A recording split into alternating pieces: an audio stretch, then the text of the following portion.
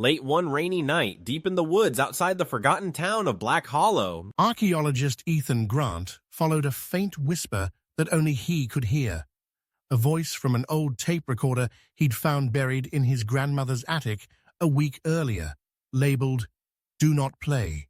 that tape had hissed static and then spoken in a woman's voice begging for help, describing her entrapment in a place called the Hollow House, a decaying manor where shadows moved like living things. Skeptics had once called the story a local urban legend, but Ethan knew the voice was real. It was his great-aunt Miriam, missing for 30 years. Now, guided by the voice's repeated cries echoing through the trees, Ethan reached the manor's fractured gate. Its iron bars rusted like skeletal fingers, and every step he took towards the rotting porch seemed to amplify his heartbeat's thud in his ears. As he crossed the threshold, a cold wind slammed the door shut behind him, plunging the grand foyer into suffocating darkness lit only by lightning flashes that revealed walls scratched with frantic names.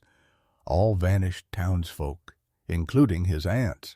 The recorder buzzed again with her trembling words. "He watches from behind the mirror. Don't let it see you."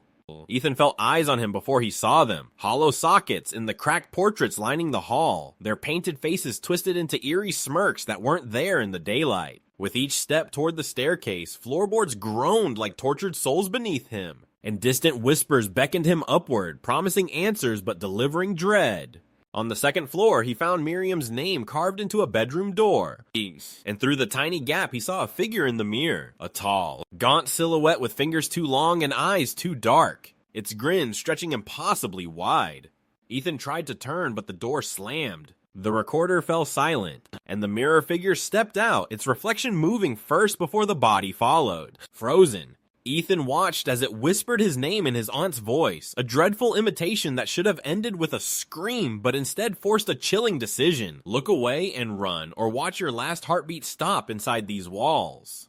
The lights flickered once and then went out completely, and all that remained was the sound of breath, not his but something else's, coming ever closer.